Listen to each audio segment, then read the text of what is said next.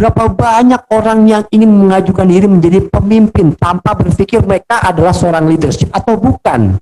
Mereka berpikir bahwa kalau saya jadi pemimpin, saya punya hak.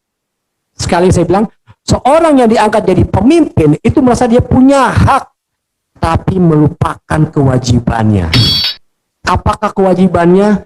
Kalau kita bicara kewajibannya sungguh seorang pemimpin, saya yakin banyak orang yang nggak mau jadi pemimpin.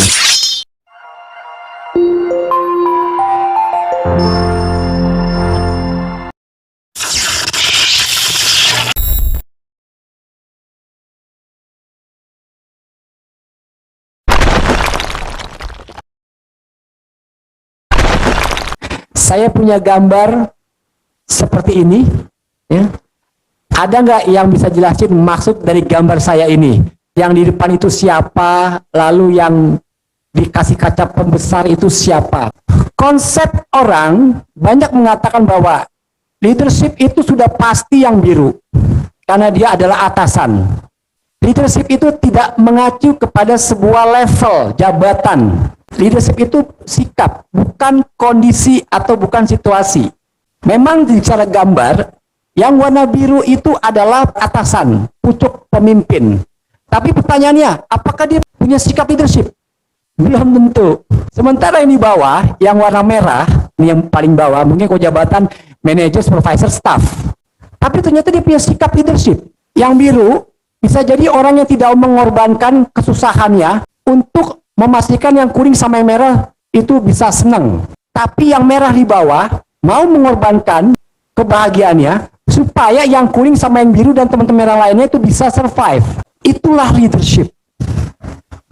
Jadi konsep leadership tidak mengacu kepada leveling jabatan. Karena saya yakin banget Anda pernah ngalamin sendiri. Punya atasan, tapi atasan Anda tidak bijaksana. Bijaksana dalam kutip lainnya adalah tidak memiliki leadership. Banyak pasti Anda menemukan. Pernah. Dan itu menjadi problem buat Anda pribadi nih. Orang kok atasan kayak begini ya. Sementara orang yang punya leadership, itu pasti nggak akan digituin sama orang lain. Dan kalau ini terjadi, yang mana stafnya memiliki leadership, si atasan yang biru tidak memiliki leadership. Jangan kaget kalau yang kuning dan yang merah lainnya lebih mau mendengar ucapan yang merah yang dikasih kaca pembesar dibanding si biru itu sendiri. Karena apa? Karena si merah punya leadership walaupun dia hanya seorang staff. Yang mau saya bilang bahwa Anda mungkin nanti di cabang bukan seorang pemimpin cabangan, tapi Anda bisa memiliki sikap leadership yang lebih baik dari orang yang ada di cabang yang levelnya mungkin paling tinggi. Karena leadership itu adalah sikap dan itu pilihan, bukan given. Kalau given, Tuhan nggak adil. Kenapa leadership itu diperlukan dalam sebuah komunitas? Dalam sebuah kelompok itu pasti ada leadernya. Kita pun dapat merasakan bahwa orang ini adalah leader. Leader itu kalau bahasa dalam kumpulan itu alpha. Alpha itu orang yang memiliki kemampuan lebih di antara lainnya. Dan manusia secara natural, Anda dikasih bekal gitu sama Tuhan. Untuk mengatakan, oh ini alpha. Oh ini bukan alpha. Oh ini orang lebih hebat dari saya. Oh ini tidak lebih hebat dari saya. Contoh gampangnya begini nih.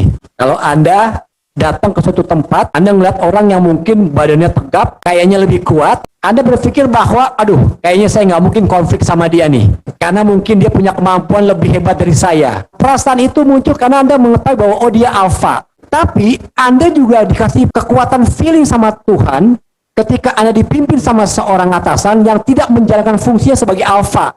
Anda tahu, oh ini pemimpin nggak beres nih. Dia harusnya atasan kasih contoh, tapi dia nggak melakukan. Ini nggak bisa dibohongin sama hati kita.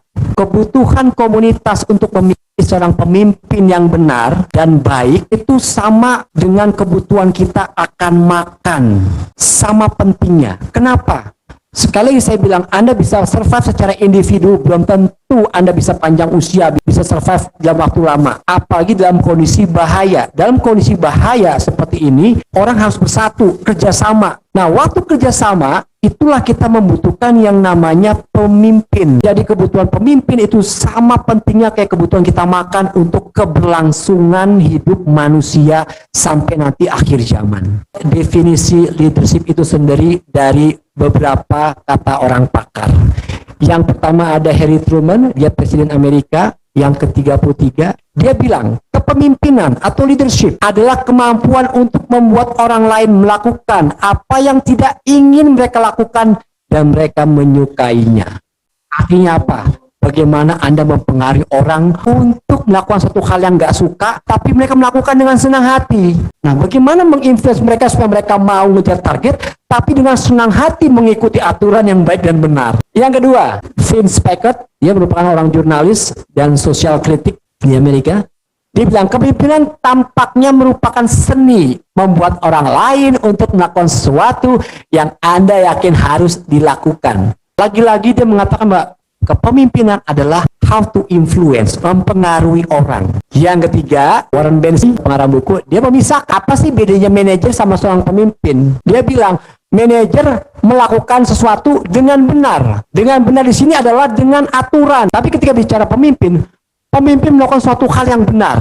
Yang benar ini kadang-kadang itu melanggar aturan. Jadi seorang pemimpin itu memang kadang-kadang harus berani untuk keluar dari zona nyaman untuk melakukan suatu hal yang benar. Suatu hal yang kita katakan benar, itu kadang-kadang bisa jadi sudah nggak berlaku lagi di tahun yang akan datang, alias sudah nggak relevan. Makanya peraturan itu perlu dinamis. Dan seorang pemimpin perlu melakukan suatu hal yang benar, bukan dengan benar.